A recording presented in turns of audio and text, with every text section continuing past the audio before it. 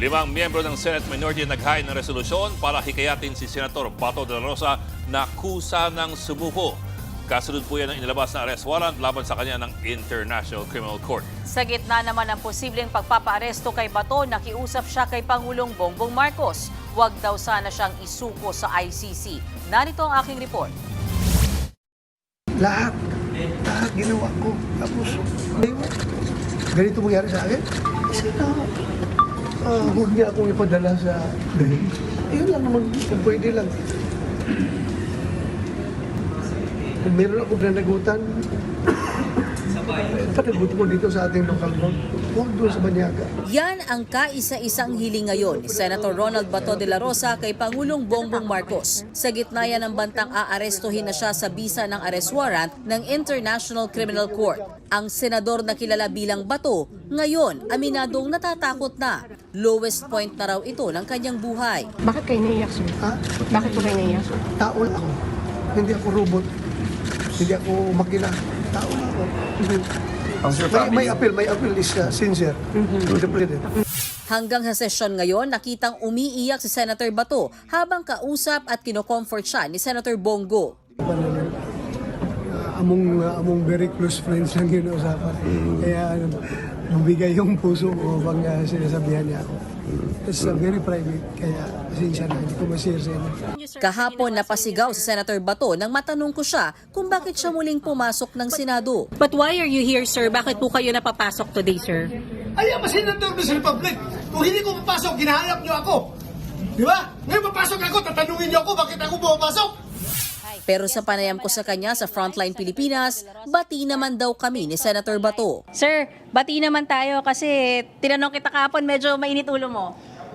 Masyadong heightened yung emotions natin kahapon dahil sa mga nangyayari, di ba? Kaya pasensya ka na yan, pasensya ka na. Kwento pa ni De La Rosa, hindi niya nahawakan ang sweldo niya nitong nakaraang 6 na buwan. Yung mga sweldo ko, kiniklaim ng aking sekretary. Pero hindi nakarating sa akin dahil nagtatago nga ako, di ba? Hindi nakarating sa akin. Yung naghingi naman sila nagpaalam lang sa akin na kung pwede may mga pinsala sa ganitong lugar, may disaster, baka pwede magasto.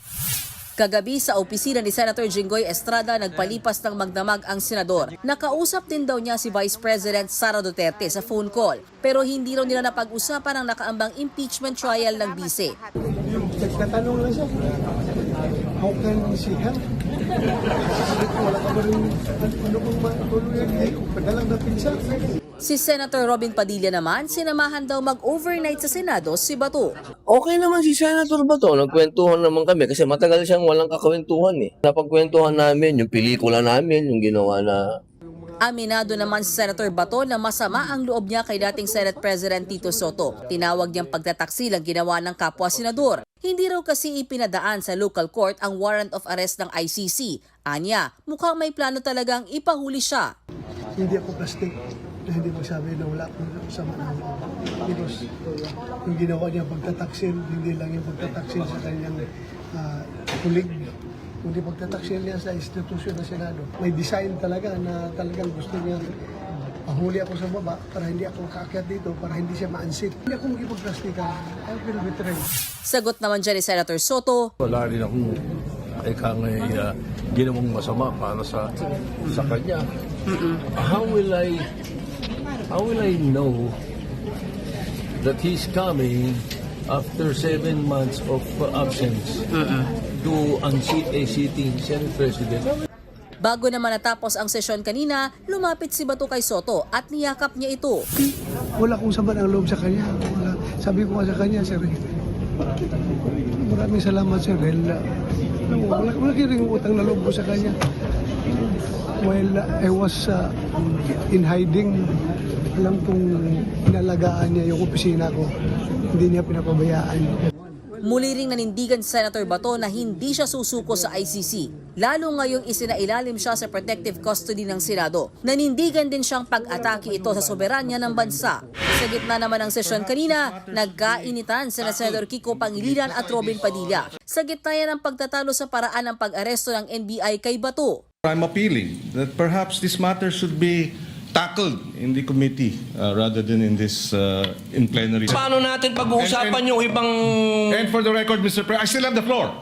Kasunod niyan, inireklamo ni Padilla si Pangilinan sa plenaryo. Gusto ko po sanang ireklamo si Senator Pangilinan sa pagsigaw. Habang nakasuspindi ang sesyon, lumapit si Pangilinan kay Padilla para sana makipagkamayan. Pero tinanggihan niya ni Padilla.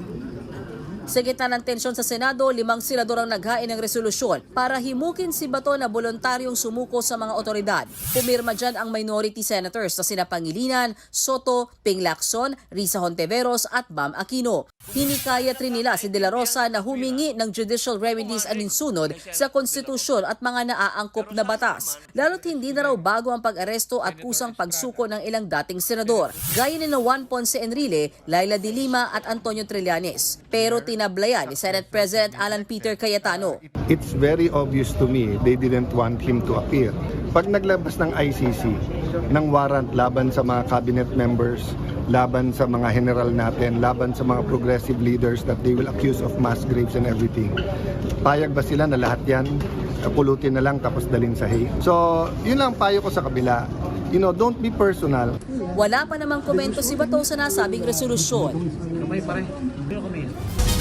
Kaugnay ng balitang yan, dinipensahan ni Senator Bato de la Rosa ang pag-apila niya kay Pangulong Bongbong Marcos na huwag siyang ipaaresto sa ICC. Yan ay kahit kailang supporter ng mga Duterte ang senador. Sa live interview sa Frontline Pilipinas, sinabi ni de la Rosa na karapatan niya bilang Pilipino na suportahan ng isang Pilipinong Pangulo. Yan ay sa kabila ng lamat sa politika ng kasalukuyang administrasyon at ng mga Duterte. Wala namang masama kung mag-attempt ka makiusap. Di ba? Hindi naman masama yan. Bilang Pilipino, hindi lang ito para sa akin. Kundi para sa lahat ng Pilipino na pwedeng masasadlak sa ganitong sitwasyon in the future. Rarely can you find any government from other countries na kusang ipagkanulo yung kanyang kababayan, yung kanyang citizen to other foreign entities. Mga kapatid, Ed Lingaw po, maging maalam at may pakialam sa mga napapanahong balita sa ating bansa. Para sa mas malilimang pagtalakay at paghimay sa mga issue at headlines, mag-follow at mag-subscribe sa social media pages ng News 5.